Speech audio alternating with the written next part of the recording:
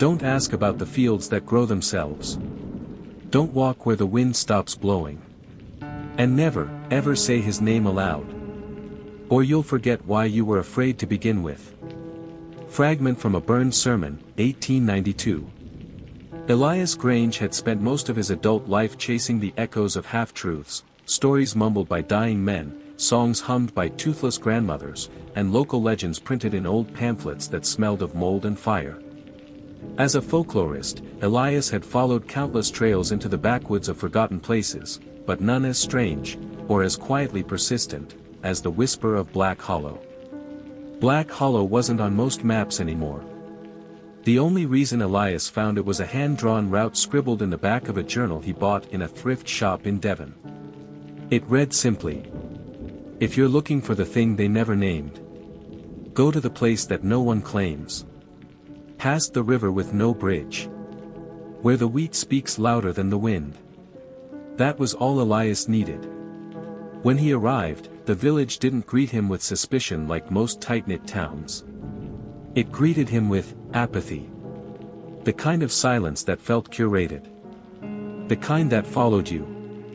The innkeeper, a thin man with a glass eye and fingers stained with tobacco, only asked for his name and said nothing when Elias mentioned his interest in local myths. He gave him room 3, a key with a black ribbon, and said one thing before disappearing behind the curtain. "If you hear digging at night, put cotton in your ears and say your name 3 times. He listens for the ones who forget who they are." Elias laughed nervously. The man didn't. The next morning, Elias walked the length of Black Hollow in less than 20 minutes. It wasn't so much a village as a cluster of weary houses slumped beside ancient trees and stone wells that hadn't seen water in decades. But what stood out the most were the wheat fields. They were massive. Endless rows of gold-stemmed wheat, swaying in perfect rhythm, even when the wind didn't blow. No scarecrows. No farmers. Just the eerie hum of stalks brushing together in mechanical cadence. He asked an old woman knitting on her porch who tended the fields. She looked up slowly, her cataract eyes clouded like storm glass, and answered, "We don't speak of him." "Who?" Elias pressed gently. She resumed knitting, her hands trembling. "Exactly." That afternoon, Elias found a small schoolhouse at the edge of the village. The door was rotted through, the bell rusted and hanging by a thread of metal. No children. But faint chalk marks were still on the board inside. And there, in uneven, childish handwriting, a song.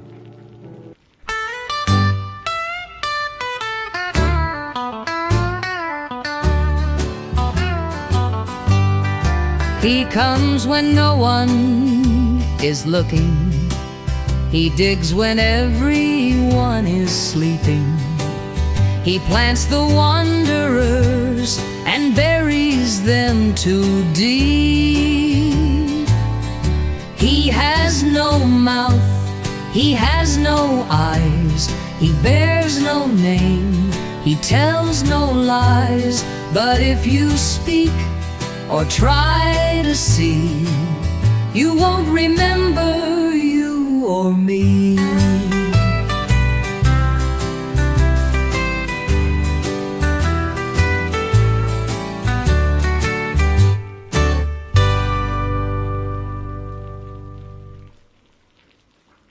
Elias wrote it down in his journal, goosebumps prickling his arms despite the noon sun.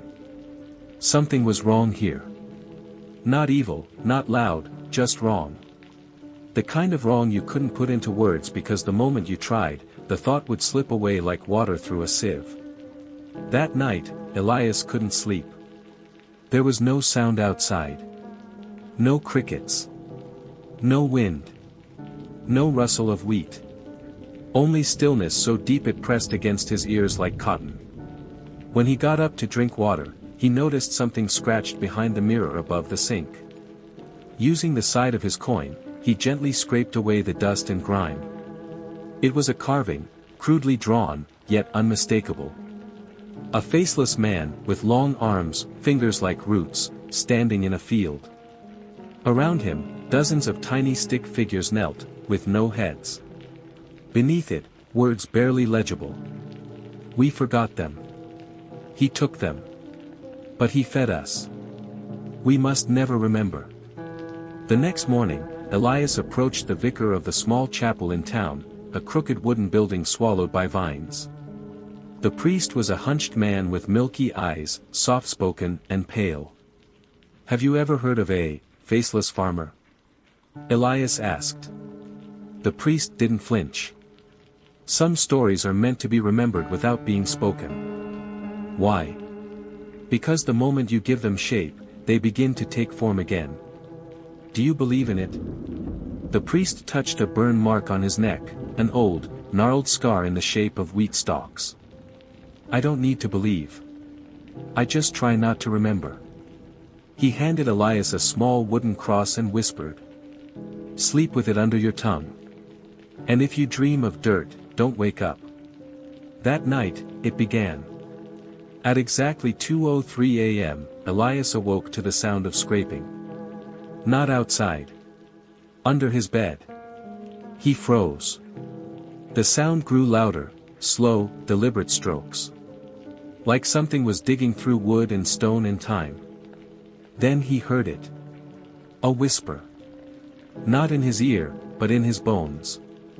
Deep, ancient, moist like soil. Plant the wanderer. Feed the roots. Forget his name. And give him yours. Elias clutched the wooden cross, his jaw clenched. And the sound stopped. He didn't sleep the rest of the night. The next morning, Elias went to the edge of the northern field, the one people always glanced at but never faced fully. It was colder there. The wheat swayed slower. A small boy stood at the edge, staring into the stalks. "You shouldn't be here," Elias said. The boy didn't turn. "My brother went in last week. Mama says I never had a brother." "Do you remember him?" "I remember his voice. But not his name." "Is that bad?" "No," Elias whispered, heart pounding. "It means he's real. Will you find him?" Elias wanted to say yes. But something in his gut screamed no. "You should go home," he said instead. The boy nodded and walked away, leaving Elias alone. Or so he thought. Because from deep within the wheat, something was watching. That night, Elias broke into the chapel. He had to know more. Behind the altar, hidden under floorboards, he found a leather-bound journal, decaying, pages fragile, filled with frantic handwriting. Dated 1865. The entries told the story of a priest who tried to purify the land after 6 children disappeared in one summer. He wrote of strange dreams, of seeing his own name vanish from tombstones, of villagers forgetting their children's faces. And the final entry. "I tried to speak his name, to break his grip. But every time I reach for the word, it slips. My tongue grows heavy. My ink dries. He has no name. And yet, we all owe him something. I fear the next harvest will be mine." On his 4th night, Elias packed to leave. He had enough material. More than he could ever publish. But when he reached the bus stop, the driver stared at him blankly. "Name?" the man asked. Elias opened his mouth. Nothing came out. He couldn't remember. Not his name. Not why he came. Not who he was. The bus drove away, and Elias stood there, alone. Behind him, the wheat swayed in greeting. Welcoming him home. There's land that grows wheat. And land that grows secrets. But this land, it grows something else. From the unsent letter of Elias Grange, found buried beneath the altar, 1912. 3 days had passed since Elias forgot his name. He wandered the outskirts of Black Hollow, clutching his journal like it was part of his body. In it were words he didn't remember writing, drawings that unsettled him, and questions that now felt more like instructions. Why does no one tend the northern field? Why do they forget the missing? What lies beneath the acre no one owns? The villagers began avoiding him. Children stared at him with wide, unblinking eyes. The innkeeper no longer left his meals. And the fields, they began to whisper. Not wind. Whispers. Low and full of breath. They said things that vanished the moment you heard them. One evening, Elias followed a crow. It had been circling the chapel since sunrise, crying in a pattern too rhythmic to be random. Around dusk, it landed atop a moss-covered stone behind the building, a flat slab with etchings faded by time. He wiped away the grime. It was a map. But not a normal one. There were no roads. No homes. Just fields, sprawling in shapes unnatural and almost symbolic. And at the very edge, marked with a jagged X, was a symbol burned into the stone. A figure without a face, holding what looked like a seedling made of bone. Beneath it, words in Old English, barely decipherable. 1 acre he owns not. But every root bends toward him. Elias circled the spot on his journal map. The Cursed Acre. That night, a knock on his door. He opened it to a woman with hair like thistle and eyes hollow from years of silence. Her name was Agnes Moss. Her voice was cracked and urgent. She's gone, she whispered. My daughter. Clara. 18. Red scarf. Last seen near the old well. Have you told anyone? They won't listen. They've already started to forget. Forget what? Her. Like she never existed. My husband's already packed away her things. Says we never had a child. But you remember. I write her name on my arms. Every hour. Before it fades. She held up her sleeves. Dozens of faded ink scrawls, Clara. Clara. Clara. Please, she begged, before they forget me too. Elias followed the journal's markings to the northern edge of Black Hollow. There it was. A perfect acre of land, sectioned off by wooden posts that were gray with age and carved with symbols, eyes, wheat, and spirals. But there were no fences. No warnings. No barriers. Only a peculiar air pressure, like walking into another breath. The wheat was shorter here. Stunted. Almost twitching. And there was a path, worn, not by footsteps but by dragging. Something had been pulled through the stalks. Elias stepped in. Immediately, his ears filled with a low hum. It wasn't tinnitus. It was chanting. A language he didn't understand. Repeating. Looping. Folding in on itself. And then, a scream. Not from the field. From inside his head. At the center of the acre, he found it. A circle of blackened soil, surrounded by standing stones. On each stone, a face had been carved, but every face was defaced. Scratched, burned, or worn smooth. In the center lay a bundle of clothes, a red scarf, torn. Blood dried around the knot. Clara. He knelt. His breath became shallow. Something pulled at his memories, like a string loosening in his mind. He clutched his journal. He needed to remember. But something in the ground was hungry. A voice, clear as day, whispered. Let her be seed. The harvest must begin. That night, Elias returned to Agnes Moss, but her house was abandoned. The windows were boarded. The inside, empty. No furniture. No signs of life. The neighbors he questioned tilted their heads. Confused. Agnes? That old shack's been empty since the fire. No one's lived there in years. What about Clara? Who? Even as he asked, her name began to blur in his own thoughts. Desperate, Elias returned to the chapel and searched again. Deep beneath the altar floor, he uncovered a sealed box. Inside, dried leaves, wax figures, and a scroll wrapped in red string. The scroll held a single line. The land remembers what we forget. We forget so we may eat. And beneath it, in blood. Do not speak his name. On the 5th night, the whispering returned. But this time, it wasn't beneath his bed. It was in the room. A tall, emaciated figure stood by the window, skin the color of old paper, limbs long and jointless, hands ending in roots. No face. But Elias could feel its stare. It reached toward him, not with hunger, but with familiarity. Like it knew him. Like it had planted him before. It placed one finger to where a mouth should have been, and whispered, not aloud, but in the air.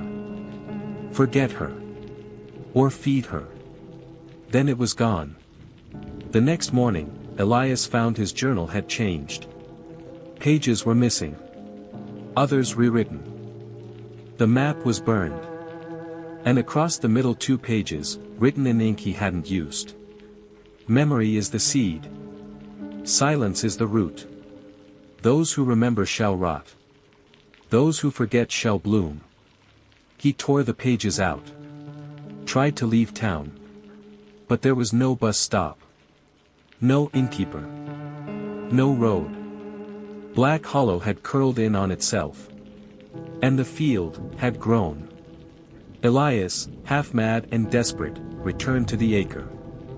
The wheat parted for him. And in the center of the blackened circle stood Clara. Her eyes were gone. Her mouth sewn shut with vine. But she was alive, or something near it. She pressed a single hand to his chest. And the memory came flooding back. Her laughter. Her drawings. Her dreams of leaving the village. They said I had to be the offering. They said I was chosen. But I remembered. And now I can't leave. She began to cry. But the tears were soil. Tell my story, she begged inside his mind. Even if they forget me. I want to be remembered. And then, she dissolved. Into dust. Into root. Into harvest. Elias ran. The wheat reached for him. Brushed his legs. Hummed. He made it back to the chapel. Burned his journal. Carved Clara's name into the altar with a nail. And then he sat. Waiting. Because he knew now. You can't save someone from the land once it's claimed them. But you can remember. And in Black Hollow, memory is rebellion. First, you forget their faces. Then, their names. Then, that they ever existed. And when your own face fades from the mirror, you'll know he's planted you too. Scratched onto the inside of a locked coffin, unearthed in Black Hollow, 1947. Elias woke up in the chapel, but it wasn't burned anymore. The altar was whole. The pews were polished. Light spilled through stained glass depicting saints he'd never seen, each with blank faces. He sat up, breathing heavily. His journal was gone. The nail-scratched name, Clara, on the altar. Nowhere to be found. The village bell rang outside, a sound he hadn't heard since arriving. A crowd had gathered in the square. Children ran. Laughter echoed. For a moment, Elias wondered. Had it all been a dream? But then he saw the wheat. Still swaying without wind. Still watching. When Elias stepped outside, no one recognized him. Not even the innkeeper. Sorry, friend, the man said with a warm grin. You passing through? I've been staying here. Room 3. Room 3's been locked since old Mr. Whitlow passed. Haven't opened it in years. Elias's hands trembled. He checked his wallet. His ID was gone. His name. A blur. The letters swam like oil on water. He went to the schoolhouse. The song was gone from the chalkboard. The children no longer whispered. But they stared at him, wide-eyed. And then all at once, they began to hum. Soft. Discordant. Familiar. Sheaf of rice, he has no name, he tells no lies, sheaf of rice. He ran. That night, Elias wandered into the northern fields, hoping to trigger a memory, anything to hold on to. But the fields were gone. In their place stood rows of identical white houses, built too quickly, too perfectly. Artificial smiles painted on the walls. Faceless mannequins standing motionless behind every curtain. All except one house. From a second-story window, a woman waved. Her face obscured by her long hair. When he approached, the front door creaked open. Inside, the furniture was covered in sheets. Dustless. Untouched. On the wall, photos, blurred out, scratched over, frames filled with fog. He climbed the stairs. In the bedroom, he found her. Agnes Moss. Older. Paler. Her hands folded on her lap like a doll. "You came back," she said without moving her lips. "Clara," Elias choked. "I remember." Her eyes filled with soil-black tears. "Then he'll come for you next." She reached under her bed and handed him a mirror, old, cracked, covered in handprints. "Look closely," she whispered. But not too long. Elias looked. At first, just his face. Then, the background shifted. The room behind him was gone. In its place, the field. He stood in the center. The wheat was taller than his head. The sky was red. Behind him, someone stood. He turned. It was himself. But wrong. This version had no eyes. No mouth. Just smooth flesh. It lifted a rusted sickle, carved with names, each one crossed out. One remained. E. Grange. He dropped the mirror. It shattered. From the shards, wheat sprouted. He screamed. Back at the chapel, Elias found a new journal waiting for him. Its cover was identical to the one he'd burned. Inside, fresh entries appeared, written in his own handwriting, but he hadn't written them. They read like prophecy. Day 3, you remembered. The field will notice. Day 4, her name won't save you. It binds you. Day 5, when the wind returns, so does he. And then. Day 6, you're reading this now. He's already inside. He slammed the book shut. The bell rang again. But this time, it rang backwards. Elias searched the graveyard behind the chapel, looking for evidence. The tombstones were blank. Every last one. But as he walked past them, letters appeared. Then faded. Then reappeared in new arrangements. He saw Agnes Moss. Then, Angst Moss. Then, Agne. And gone. Each name was being rewritten. Each identity unspooling. He scratched Elias Grange onto a stone with a rock. Deep. Bloody. It pulsed like flesh. It hissed. A voice whispered from the ground. Names are roots. Yours is rotting. That night, Clara came to him again. Not in body. In dream. But dreams in Black Hollow had weight. She stood in the wheat, barefoot, eyes still gone, mouth now unstitched. You carry too many memories, she whispered. The land grows heavy. Then let me remember for you. That's not how it works. The wheat around her began to rise, twisting into figures with no faces, dragging themselves forward. They're all the ones who tried. Who fought the forgetting. Where do they go? Into the roots. Their memories feed the next harvest. She reached for him. You're almost ready. And then, he woke up in the chapel, standing, holding a sickle. Elias stepped outside to find the sky missing. No sun. No stars. Just a blank, bruised ceiling above the village. The townsfolk moved in slow patterns, faces smooth, eyes painted on, mouths muttering prayers in reverse. The wheat field stretched farther than ever before, reaching the horizon.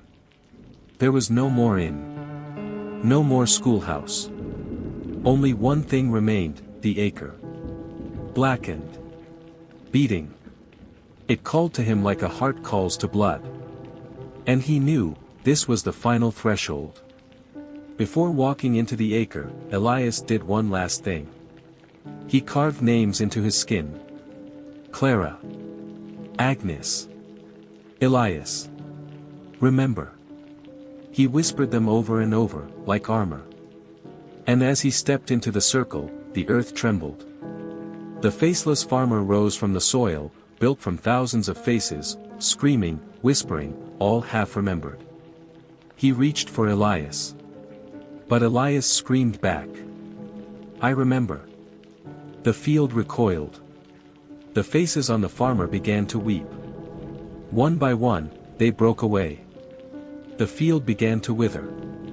Elias dropped to his knees. The wind returned. And with it, his name. He awoke outside the village. Alone. A crow perched nearby. In his lap, a single stalk of wheat. Twisted. Black. Still warm. His arms bled. The names remained. His voice cracked as he whispered. Remember her. And then he walked. Away from Black Hollow. But in the distance, the wind carried something soft. A whisper. A name. His. When the moon bleeds, the land drinks. And when the land remembers, so must we. From a forbidden hymn, torn from the Black Hollow Hymn Book, 1701. Elias had been gone for what felt like weeks. But when he returned to Black Hollow, drawn back by a dream that smelled of rust and root, the village was waiting. Not in fear. Not in silence. In preparation. Banners of red cloth lined the streets. Old women painted chalk symbols on doors. Children wore masks of hollowed gourds and danced in circles to the rhythm of a single drumbeat, slow, deliberate, funeral-like. The sky was cloudless. The moon, full. But it bled. A deep, unsettling crimson that bathed everything in unnatural warmth. The harvest festival had begun. Elias stood in the square, watching. No one acknowledged him, not out of ignorance, but reverence. They moved around him as if he were part of the ritual. At the chapel, a woman in white stood at the pulpit. Her voice, amplified by something beyond acoustics, rang through the village. Tonight, we give thanks. Tonight, we offer memory. That we may forget the hunger. That we may eat. The villagers responded in unison. We remember to forget.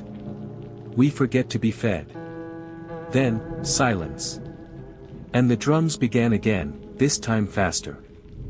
At the center of the village, a stone circle had been unearthed. It wasn't there before. Or maybe it was, and he had forgotten. Within the circle, a group of dancers moved in synchronized steps. Robes of soil-colored cloth. Feet bare. Faces covered in veils sewn with black thread. Their movements mirrored the digging of a farmer, thrust, pull, scatter, plant. As they danced, Elias felt a pressure behind his eyes. Memories not his own pressed forward. A child being buried beneath wheat. A priest screaming in tongues. A girl with her mouth sewn shut. His own face, without eyes. He stumbled backward. And someone caught him. Agnes. She hadn't aged a day. Her presence felt more spirit than flesh. You came back, she whispered. You always do. You're the one who remembers. Why are they doing this? The land demands memory. It feeds on it. They give a little each year, to keep the hunger at bay. That's why they forget the missing. Yes. Forgetting protects us. Remembering feeds him. But who is he? Agnes's lips trembled. Her voice cracked. He was once a man. A farmer. Cursed by the first settlers for planting on burial land. They made him dig up his own family. He planted grief. And grief grew into something eternal. The Faceless Farmer. She nodded, tears in her throat. Every harvest, he returns to reap what's been forgotten. The villagers began to chant. From each household, someone stepped forward, holding objects, locks of hair, old letters, photographs, dolls with names stitched into their chests. They placed them at the base of the stone circle. Each object faded as soon as it touched the ground, absorbed into the soil. Elias understood. They were giving away memories. Surrendering moments. Erasing pain. Or sacrificing love to survive another year. And then, the final offering approached. A young girl. Clara. She looked exactly the same. 18. Red scarf. But this was not the Clara he knew. Her eyes were blank. Her hands trembled. She stepped into the circle. The crowd bowed. The woman in white announced. "We offer the one who remembers." Elias shouted. "No." She remembered. She fought him. The villagers turned. Faces calm. Eyes distant. Then she must be planted. Agnes gripped his hand. "You can stop it," she whispered. "But only if you take her place." Elias stepped forward. "Take me." The crowd gasped. The drum stopped. "I remember too much," he continued. "I've walked the fields. I've seen the buried. Take me instead." The wind rose. The wheat fields shuddered. And from the stone circle, the soil parted. The Faceless Farmer emerged. His body was not of flesh, but of woven memory, names, eyes, whispers, half-faces, forgotten lovers, buried dreams. He walked toward Elias, slow, reverent. A voice echoed, not from his mouth, but from the ground. "Will you give your name?" Elias hesitated. Then spoke. "Yes." "Will you let them forget you?" "If she remembers." The farmer reached forward. Touched Elias's forehead. And everything went dark. Black Hollow awoke to sun and dew. The moon was pale again. The banners were gone. The circle sealed. The field still. The villagers smiled. The harvest had been accepted. Clara woke in her bed, unsure why she dreamt of a man with kind eyes and a voice like thunder in the wheat. At the chapel, Agnes lit a single candle. And whispered. "Thank you." Far beyond the village, in the soil near the forgotten acre, something rose. A journal. Bound in leather. Covered in dirt. On its first page. "My name is Elias Grange. If you are reading this, I am already gone. But please, remember me. Because remembering is rebellion. The land forgets what the mind refuses. But when memory takes root, the forgotten come home." Last words of Elias Grange, unverified, Black Hollow Oral Archives. Years passed. The name Elias Grange faded like dust on the wind.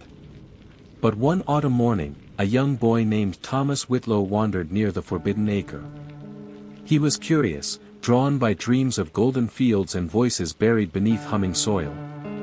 There, in the center of the blackened circle, he found something sticking out of the ground. A book, worn and heavy. He opened it. Words greeted him like old friends. "If you are reading this, I am already gone. But please, remember me. Because remembering is rebellion." The boy took the journal home. And that night, he dreamed of a man without a face, planting names in the dark. Far beneath the village, the roots began to shift. The land had been fed. For generations. With silence, forgetfulness, obedience. But now someone remembered. And memory, once buried, began to sprout. Villagers awoke with fragments they couldn't explain.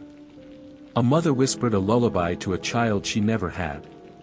An old man carved a name into his cane, unsure why it made him cry. A teacher found a chalkboard message he didn't write. His name was Elias Grange. The land trembled. Not in anger, but in recognition. Agnes Moss had grown old, but her mind, once cloudy, had become sharp again. She saw the signs. The red moon's return. The gourd masks hung without command. The villagers humming tunes no one taught them. And she saw Clara, no longer a girl, not quite a woman, staring at the wheat with tears in her eyes. "I know him," Clara whispered. "I don't remember how, but I feel it." Agnes took her hand. "Because he planted himself in all of us." Who was he? The one who broke the cycle. That night, Clara returned to the acre. She carried the journal in her arms like a holy relic. The wind was rising again. The wheat bent, not in surrender, but in reverence. She knelt in the circle, opened the book, and began to read aloud. "My name is Elias Grange. I came to Black Hollow to study myth. But I became part of it. I gave my name so that others might keep theirs. I became the root, so you could bloom." As she read, the earth cracked open. Not in violence. In release. From the soil, a figure rose. Not the faceless farmer. Not anymore. This man had eyes. Worn. Kind. Sad. He had a voice, low and full of dirt and time. "You remembered me." Clara nodded, tears falling like rain. "You were never forgotten." Not truly. Behind him, the earth split farther, and the forgotten began to rise. Children. Mothers. Fathers. Faces long erased by ritual. Their memories blooming like wildflowers in a field left untended. They gathered around Elias. And he smiled. For the first time in centuries. The villagers gathered, drawn by instinct or fate. They saw the risen. They saw the man whose name they once feared to speak. And yet, no one screamed. No one ran. Elias stepped forward, holding the sickle. But he did not reap. He planted it into the soil. And whispered. No more. The earth shuddered. The sky opened. And the curse, fed for generations by fear and forgetfulness, broke. The land wept. Not blood. But water. For the first time in 300 years, it rained. The following morning, Black Hollow awoke to a world cleansed. The fields were still, but no longer watched. The acre was sealed by stone and silence, now sacred instead of cursed. Clara became the village historian. Thomas the keeper of names. And Agnes, before she passed, wrote 3 words on her door. We remember him. The faceless farmer was no longer faceless. He had a story. A name. A legacy. If you walk through Black Hollow today, you won't find the acre. It doesn't appear on any map. But if you listen to the wheat on a calm autumn night, you might hear it. A voice, low and peaceful. Remember me. And I'll remember you. And somewhere beneath your feet, the roots smile. Of what was forgotten. And the beginning. Of what must never be again.